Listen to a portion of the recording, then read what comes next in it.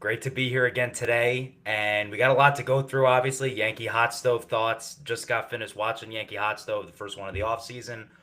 We'll get into that. We'll get into some Giant stuff as well. Another loss for the Giants as they fall to 2-11 on the season, and Adbul Carter gets benched.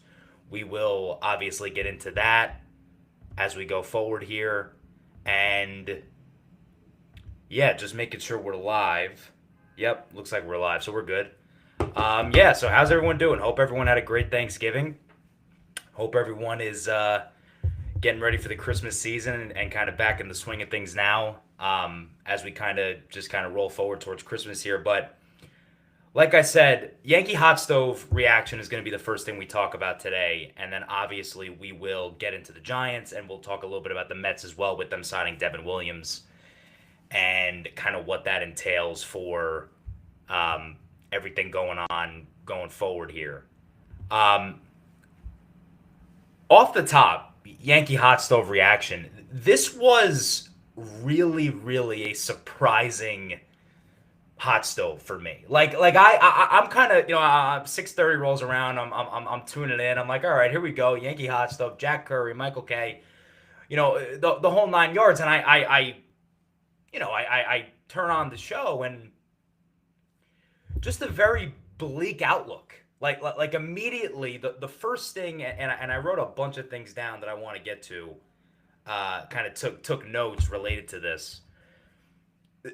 Me watching the show, I'm kind of expecting, they're gonna talk about Cody Bellinger, and they're gonna say Bellinger's a huge priority for the Yankees, and the Yankees really want him back, and they love this time here, and all these things. And they might touch on Tetsuya Imai, and they might touch on, if you could dream a little bit, they might touch on Bo Bichette, Kyle Tucker. Who the hell knows? The Yankees, Jack Curry and Michael Kay get on there, and off the top, they treated the Trent Grisham accepting the qualifying offer move like it was moving heaven and earth, like it was a huge move. And immediately talking up Trent Grisham, and I wrote this down from Jack Curry. The Yankees believe Trent Grisham can replicate his 2024. Now, that's obviously coming from someone in the organization telling that to Jack Curry. Now, is that leverage in the Bellinger talks? Who knows? But they were talking up Trent Grisham like he was a big addition. Obviously, it wasn't an addition. He was on the team last year, but they were talking him up like a big move.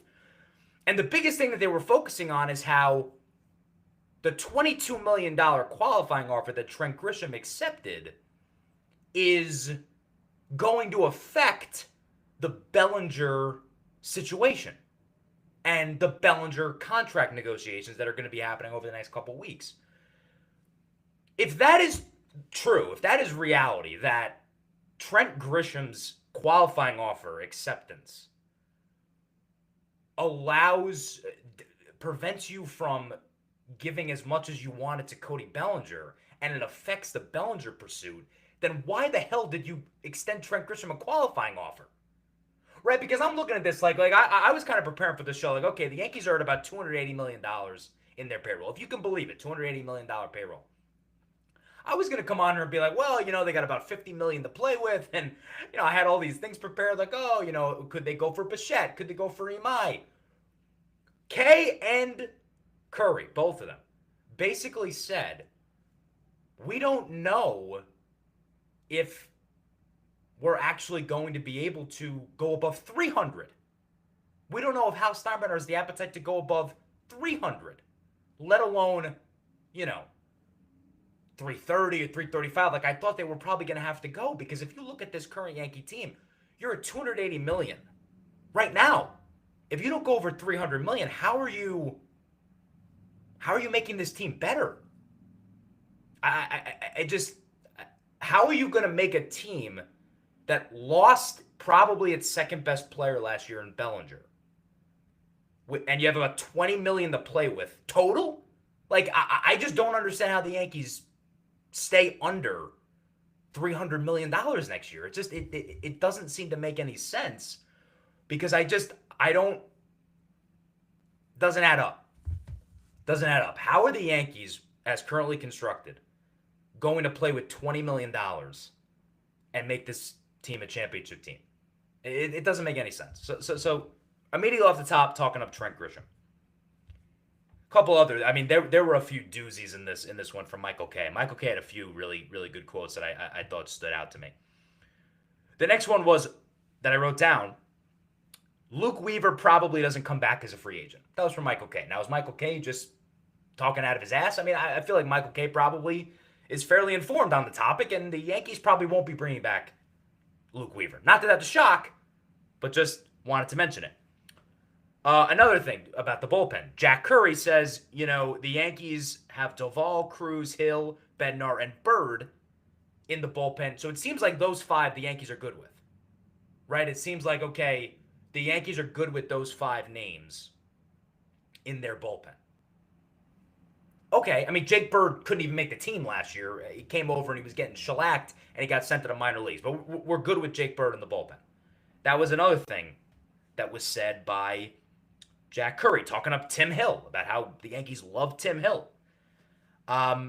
Speaking of the bullpen, don't expect the Yankees to be in on Edwin Diaz. Michael K said, I don't see the Yankees as a fit for Edwin Diaz. He was going on some kind of soliloquy about how, the Yankees really don't, the Yankees get linked to a lot of free agents this time of year and don't believe everything you hear. So the Edwin Diaz, if you thought, not that the Yankees were going to do it, but if you thought Edwin Diaz was a possibility, cross him off your list, according to Michael K.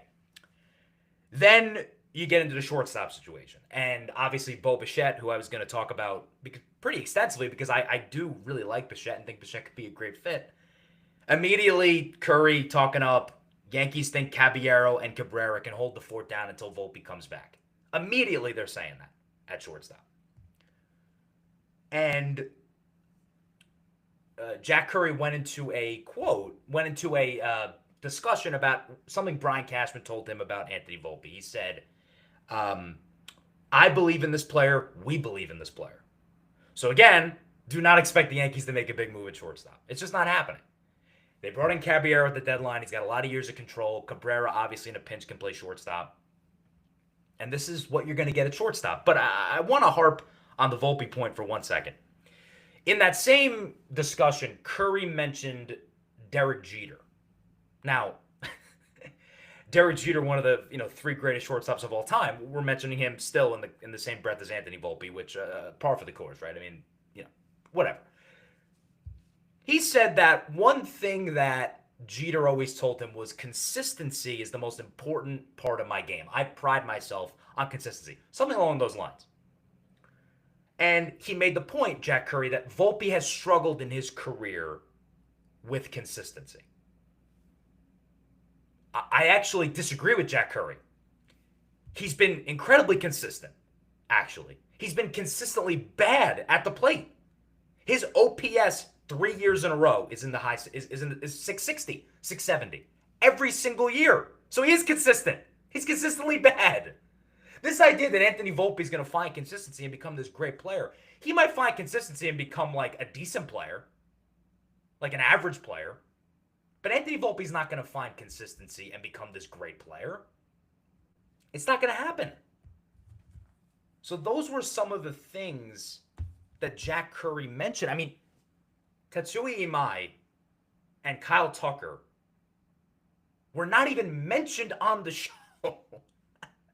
They were not even mentioned.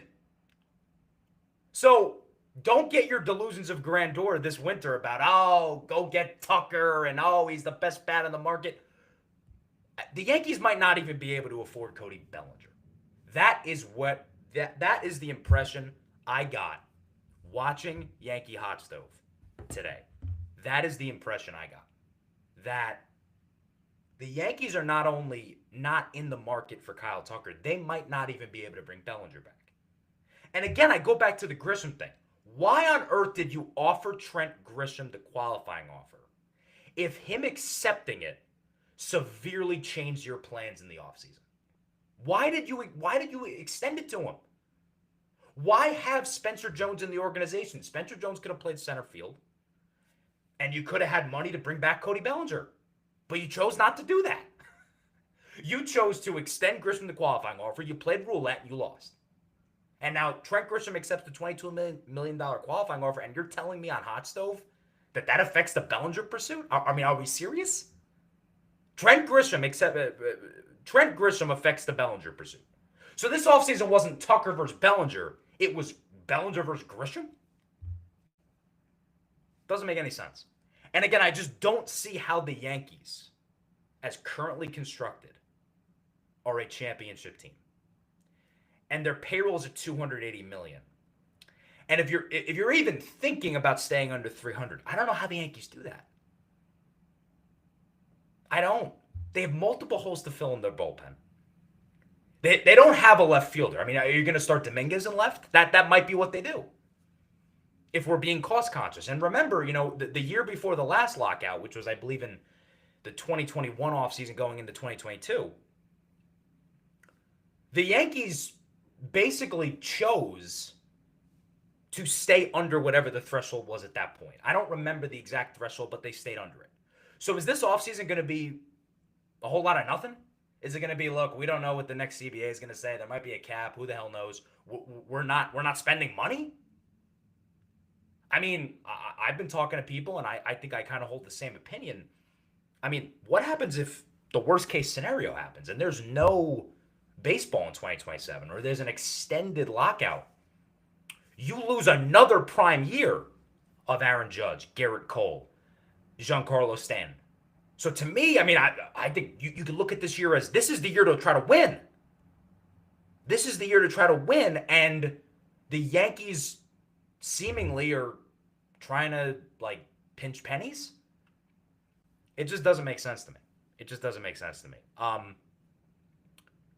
Let me make a couple of points about what I would do, because I really just don't think it's fun to sit here and say, well, we're going to pinch pennies. We're not going to do anything. Let me talk, because my initial plan when I came on here and I said, the Yankees probably have 40-50 million to spend, maybe 50 million to spend. My initial plan was going to be Bo Bichette and Cody Bellinger, because to me the Yankee infield is a huge problem going into next season. A huge problem. When you look around the diamond, Austin Wells is your catcher. Anthony Volpe or Caballero or whoever's your projected shortstop. For the majority of the year, it will be Volpe. Third base, McMahon. Second base, Jazz Chisholm. And first base, Ben Rice. I feel terrible about that infield. Terrible. I don't know about you. I feel terrible about that infield. When I look at, let's go around the diamond, right? So Austin Wells last year had an OPS plus of 95, I believe. Below average. You think he's bouncing back? Maybe the thumb, the hand, the finger injury, or whatever he had. Maybe. But it's a maybe, right? Ryan McMahon last year, I don't know what he had, like an 80 OPS plus. Guy has not been a good hitter basically his entire career. I would expect him to hit for more power, but I'm not expecting some renaissance from Ryan McMahon. He is what he is. He's a great defender, can't really hit. Anthony Volpe, we went through it. So that's 3 of your 5 infield spots are below average offensively. 3 out of the 5. And then you got Jazz Chisholm at second base. We like Jazz Chisholm here. He's a good player. But again, he's on the last year of his contract. So, when you look into the future, God forbid, are you extending Jazz Chisholm? But he's on the last year of his contract. Something to think about. And then Ben Rice, who I think a lot of people are high on. I'm pretty high on Ben Rice. I do think people need to hold the phone a little bit. I don't necessarily think Ben Rice is the next coming of Mark Teixeira. I think we've got to wait and see Ben Rice. Let him do it again. Let him have a good second year. But to me, it's a lot of what if in the Yankee infield. A lot of what if. Outside of Jazz Chisholm and Ben Rice, I don't really think you can bank on any of the other 3 guys being above average hitters next year. So where does that leave you? To me, I look at, and I did this comparison. 2 shortstops, blind comparison. OPS plus for their career. And again, it's one metric, and I'm not saying this player is better than this player, but for their career. OPS plus of 120 for player A, and player B has an OPS plus of 121. Player A is Francisco Lindor, and player B is Bo Bichette. Bo Bichette, now, he's nowhere near the defender Francisco Lindor is, obviously. Lindor is one of the top defenders in the sport at shortstop.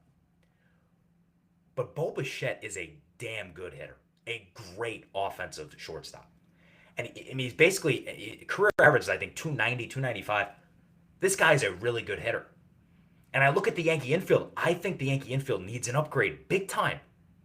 I mean, again, I laid it out for you. I'm not really comfortable with any of the other guys there, except for Chisholm and Rice.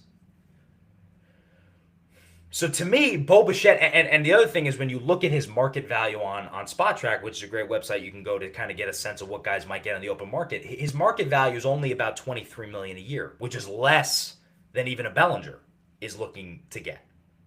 So to me, he's a guy that I would be all over if I was the Yankees. They have needed a leadoff hitter forever. You're telling me Trent Grisham is going to be this team's leadoff hitter next year? It's not exciting. It's not. As much as Grisham had a great year last year, and I like Trent generally, it's not exciting. Trent Grisham's going to lead off next year. To me, Bichette's a perfect fit offensively. Perfect fit. I get the defensive problems, but you know what? You saw what the Blue Jays did in the World Series. Jazz Chisholm is not on the team next year. Potentially, right? He's a free agent. We don't know what's going to happen with that. So at the end of the day, I think it's certainly a big need in the infield, and I think that Bo Bichette would be a great fit. But it's not something that I don't think the Yankees are even interested in, or they could even afford. So what I did do as I was watching this hot stove show and basically shoot down all our hopes and dreams in terms of the payroll, what I did was I came up with a plan B, if you will. And I think this is a guy who that you will see the Yankees are after when you look at the trade market that's going to develop. And it's Brendan Donovan on the Cardinals. And there's a few things about Donovan that I think are intriguing for the Yankees, and he would be a good addition. The first thing is he's cheap. And I hate to say it, but that matters when you're dealing with this current iteration of the Yankees. I believe he's projected to make like $6 million next year. That's really cheap. So you bring him in. He's not really adding much to the payroll. That's the first thing. The second thing is the defensive versatility is there, right? He plays second base. He plays third base. He can play left field, which the Yankees might have a need if they're not able to bring back Bellinger. And obviously, Donovan throughout his career has been a very solid player. I believe he's like a 770 career OPS guy. He could lead off for you and could fill that void that I believe the Yankees have, because I don't trust Trent Grisham to be this team's leadoff hitter the entire year next year. Sorry, I don't. So Donovan is a name that I could see the Yankees going after. I could see the Yankees saying, we've got a budget. We're not going nuts with the Bichettes of the world, and we might not even be able to bring back Bellinger. And if that's the case, then I could see the Yankees being interested in Brendan Donovan. And I think he's a guy they could go after. So basically, in summation, here's where I think it's at with the Yankees. And just kind of from reading the tea leaves and using logic to kind of look at the situation. I think the Yankees want to bring Cody Bellinger back. I think that if Trent Grisham declined the qualifying offer, the Yankees would have probably been much more positive about bringing him back. They would have said, look, we've got the finances, we'll give you what you need and whatever. But now the Yankees look at it, and the Yankees organizationally are looking at it saying, we know Scott Boras is his agent, and Scott Boras was a major problem last offseason with the whole Soto fiasco, right? So the Yankees are looking at it as Boras is Bellinger's agent. We might not even we don't want to play that game, right? We don't want to play this, we're being used for leverage. So I think the Yankees are kind of being coy at this point about how sure they are that they can bring back Bellinger. But I do think that in a perfect world, Cody Bellinger is brought back and he's a Yankee next year. In a perfect world. But I think that when you hear today from John Morosi, right? The market for Bellinger is strong. And you hear the names that are in the market. Mets, Phillies, Dodgers, some of the biggest payrolls in the sport. It's a little bit concerning after hearing what Jack Curry and Michael Kay just had to say, that the Yankees are going to just get outbid here for Bellinger. And you might not be asking who between Tucker and Bellinger. You might be asking, do they get anybody? Do they make any improvements? So I think Bellinger, the way I read it, Bellinger is their number one option. If they can't get Bellinger, a Brendan Donovan type trade is probably how they pivot. I don't see how they afford anybody else. Really. I mean, again, unless they're wrong, which maybe they are. It's not like Jack Curry is Hal Steinbrenner, right? I mean, only Hal and Cashman actually know what's going to happen here. But I don't see how they afford a guy like Imai. I just don't see it. Because you're gonna take the funds you do have and you're gonna throw it at a starting pitcher when, as Hot Stove was saying, you've got Schlittler, you've got Cole, you've got Rodon, you've got Fried, you have a lot of names.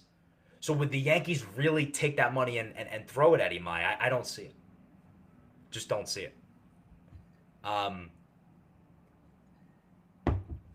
So that's the biggest one on the Yankees. And that's the biggest takeaway from the Yankees hot stove.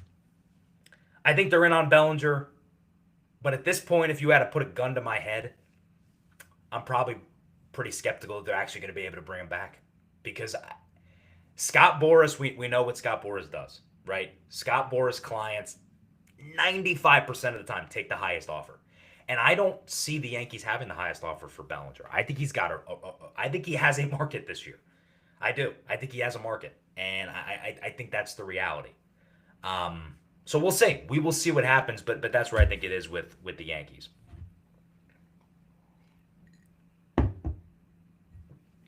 Pivoting to the Giants, and oh boy, I mean, there is a lot to get to here. I'll sum it up this way, and I actually tweeted this out the other day, and I wrote it down so I would remember it. The Yankees, the Giants are a completely unserious operation across the board. The Giants are a completely unserious operation across the board. You talk about ownership, you talk about management, you talk about the players, you talk about the coaching, you talk about the support staff, you talk about the training staff. It is a completely unserious operation across the board. That's what the Giants are. There's two main points, and then I want to touch on a Jackson Dart thing as well before we move on to the Mets and what they did with Devin Williams. Adbul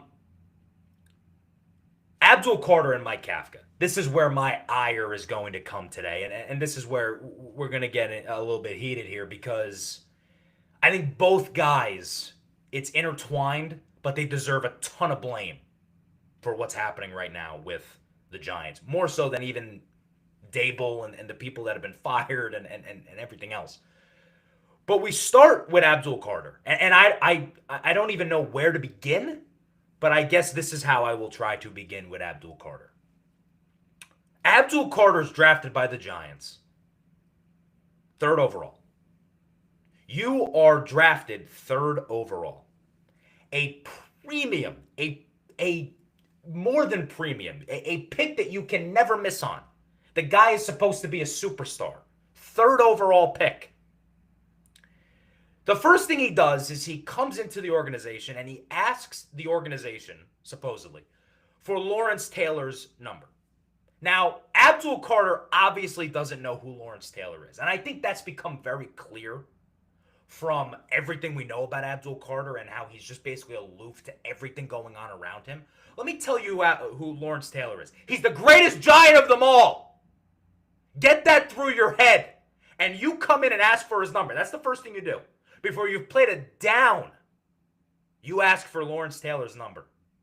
You might want to read up and stay awake while you're reading and learn about Lawrence Taylor. You would be better off. He comes in and requests Lawrence Taylor's number. He has more suspensions than sacks. He has more benchings than sacks. 1.5 sacks on the season and 2 benchings and 2 suspensions. The first time against Green Bay, he missed the drive. This time against New England, he was benched for a quarter, and the Giants were down 17-0. Before he took the field, they were down 17-0. And here's the point about Adbul Carter. Adbul Carter gets onto the field in the 2nd quarter, and he was, according to Pro Football Focus, PFF, he was the highest graded Giant in the game defensively. And it doesn't matter. Because, and shout out to Carl Banks who said this, there is no standard with the New York Giants anymore. What is the standard? There is no standard. There's none. Adbul Carter doesn't get it. He's got to grow up. The whole season, according to Albert Breer, who came out with this, the whole season, he was missing meetings, showing up late to meetings, and Brian Daboll didn't suspend him. He was fining him during the season. Now, no one knew about this until he was suspended against the Packers by Mike Kafka. So this has been going on all year. You're a rookie. You're a rookie. And you have one sack.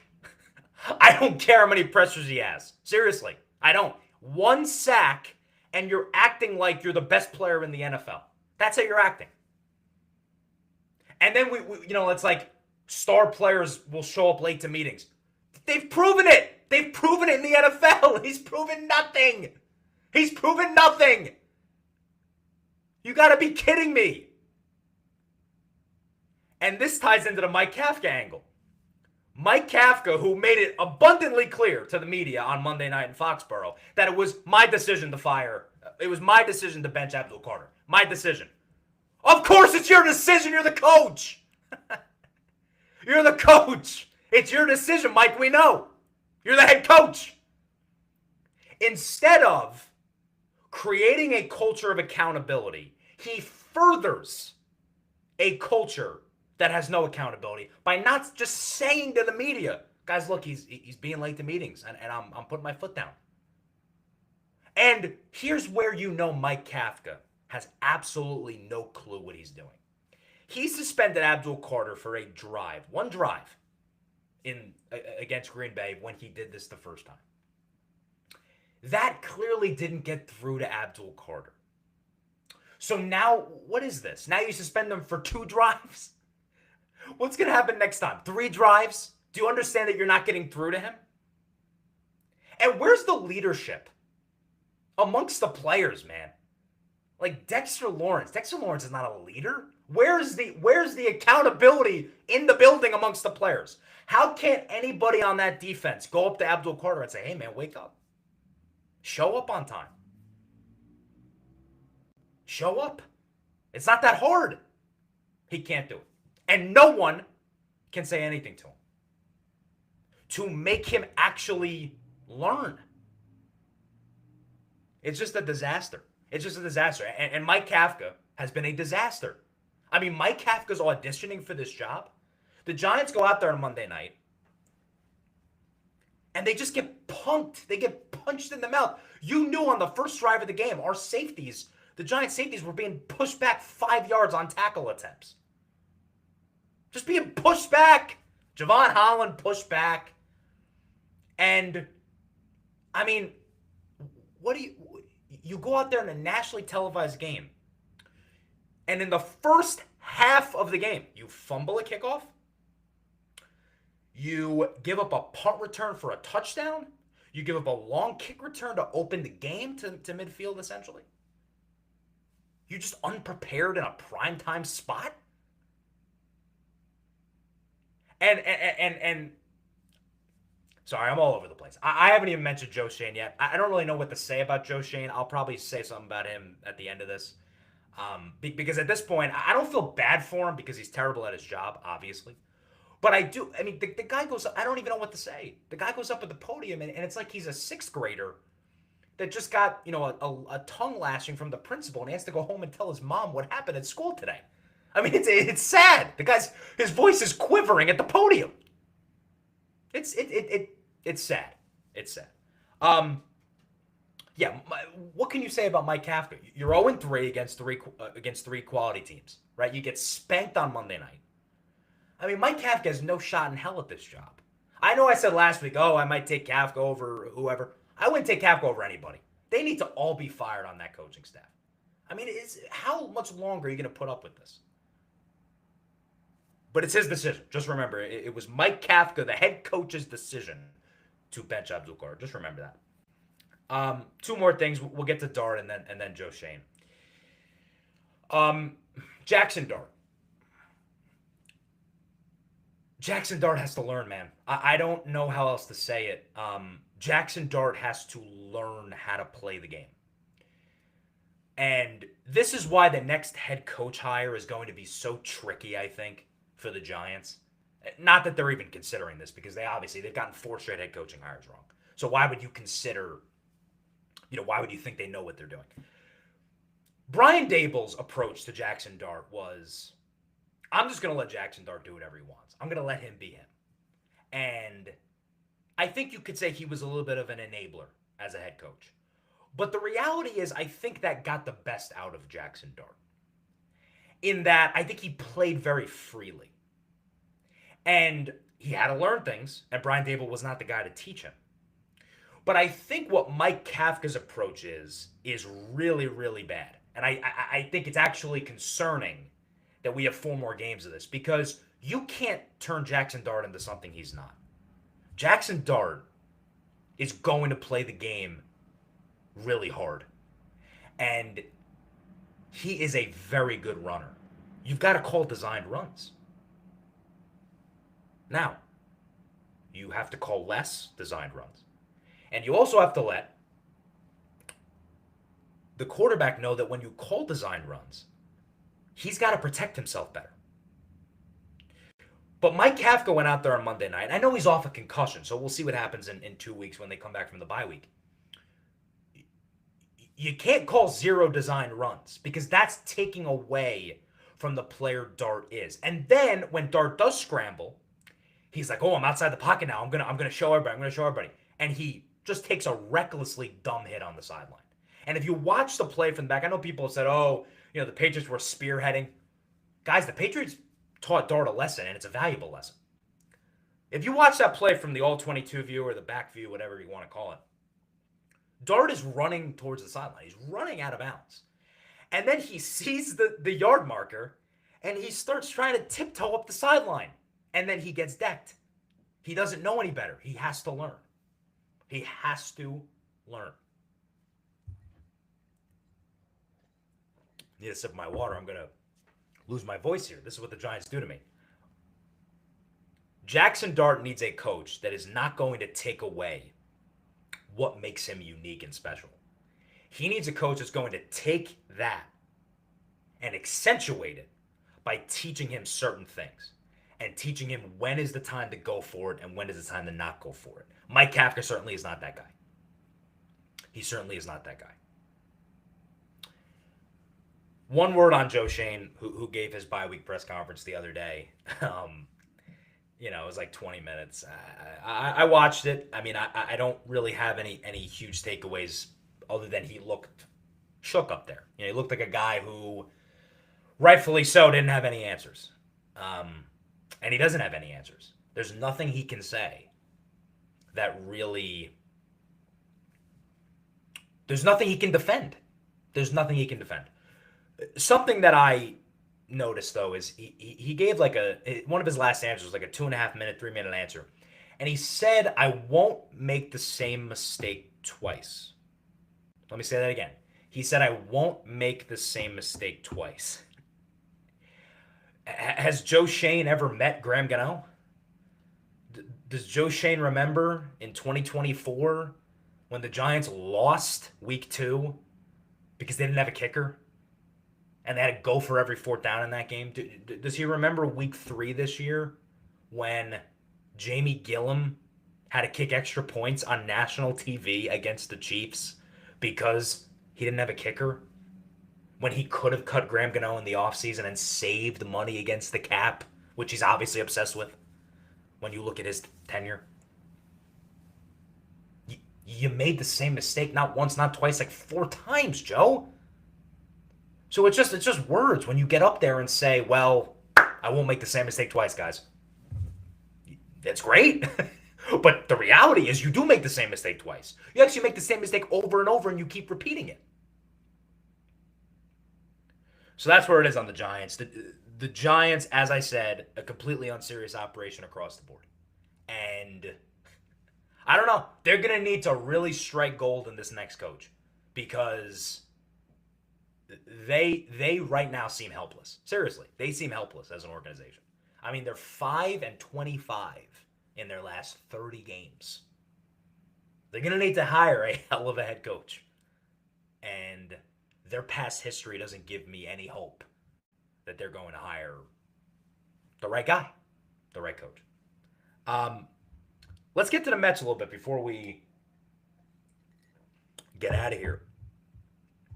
So the Mets are in the Devin Williams business. They signed Williams to a 3-year, $50 million contract. So Devin Williams ends his really bizarre Yankee career, right? A 1-year career where the whole thing was just bizarre from the beginning. He starts off, he shows up, and he shaves his beard, and he looks just awful, quite frankly, without the beard, right?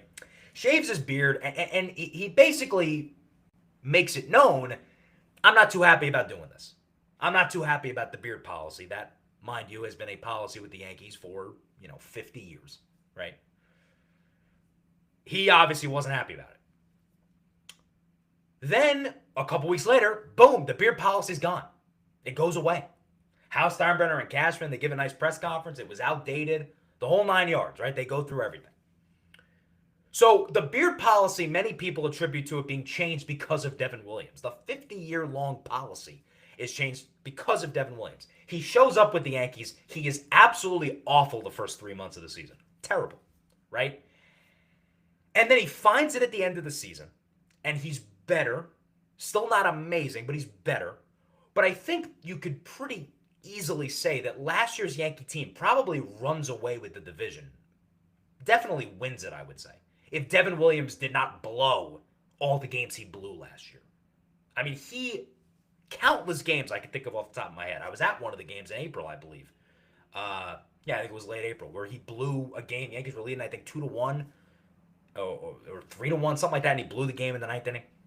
So Devin Williams was kind of responsible for the Yankees not making the playoffs last year. And he's the one that is going to be known with changing the beard policy. It's a bizarre career, period.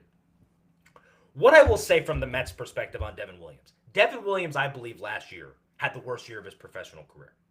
If you look at his advanced metrics, he had an ERA somewhere in the 4s, right?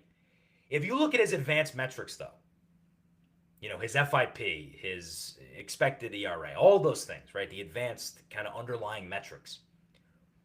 He was way better than a 4.6 ERA. Way better. Way better. So, now, do I think would I have paid Devin Williams $16.5 million a year? The answer is probably no. I don't think I would have done that.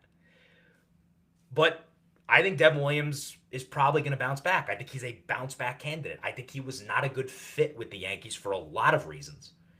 And I also think that he got a little unlucky last year, to be completely honest with you. So, I don't hate the move for the Mets. I am interested, though, in what the Mets do going forward in their bullpen. Because, do the Mets let Edwin Diaz just go?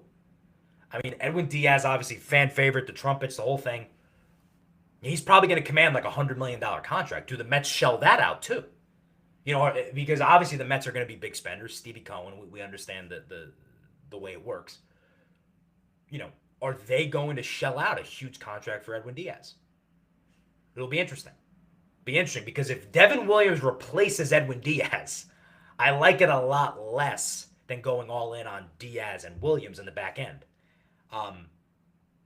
So that's kind of going to be the debate there. But when you look at it, from a Yankee angle, and I know I mentioned at the beginning of the show, Jack Curry mentioning those 5 names in the bullpen, Duvall, Bird, Hill, Bednar, and I think I'm forgetting a name, but he mentioned 5 names. Cruz, I think, was the name I missed. I'm not sure how I feel about those. First of all, you need 8 guys, so you need other guys. And second of all, I don't know how I even feel about those 5 guys. Bednar, I get it. Renegade, the whole thing. Love Bednar. Great closer. Happy that he's our guy. But then the rest of the bullpen to me is very, very tenuous. Duvall is a talented arm, but he was very up and down last year. He's your number 2 weapon right now. Are you comfortable with that? Fernando Cruz. I view him more of as a middle innings guy. I think he's good, but more of as a middle innings guy. He right now is your seventh inning guy.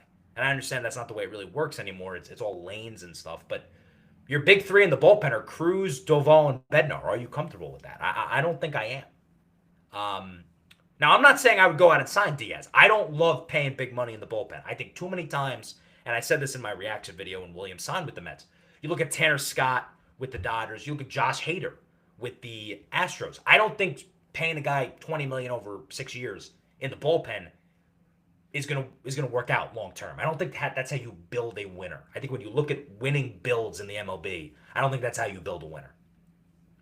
So I don't think I would go out and do that, but the Yankees have to make changes in their bullpen. They cannot be comfortable going into next year with a bullpen like this and you make a couple, on the edge marginal upgrades. They have to be willing to make moves in the bullpen, make trades, make signings. That's the reality of it. I mean, this bullpen last year was a problem, and the Yankees were relying for the majority of the season on big late innings out of Devin Williams, and now Devin Williams is gone. So, and I'm not saying I'm upset about that. Devin Williams, obviously, as many of you know, I did not like Devin Williams last year. I thought he didn't want to be a Yankee. I thought he didn't embrace it, and good riddance at this point. But the Yankees need to replace him. They need to. The bullpen last year was very, very spotty, and you've lost people. You haven't gained anybody. So to me, I think they got to make moves in their bullpen, and I think this Williams move only kind of leads the Yankees into making more of those moves. I think that's everything. I think we hit everything that we wanted to. Thank you everyone for joining. I really appreciate this. Really appreciate all the support I've gotten and everything. And meant to say this at the top of the show. We've simplified things a little bit in terms of how to kind of get my content, the content that we're doing here. Chris_NYY28. Follow me on Twitter. Follow me. I'm on Instagram. I am on YouTube where you could see this stream live.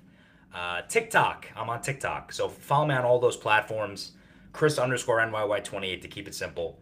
Hope everyone has a good week. We'll try to do these every week and kind of talk about what's going on in New York sports. So that's kind of the new thing we're trying here and really enjoying it. So again, hope everyone has a good rest of their week.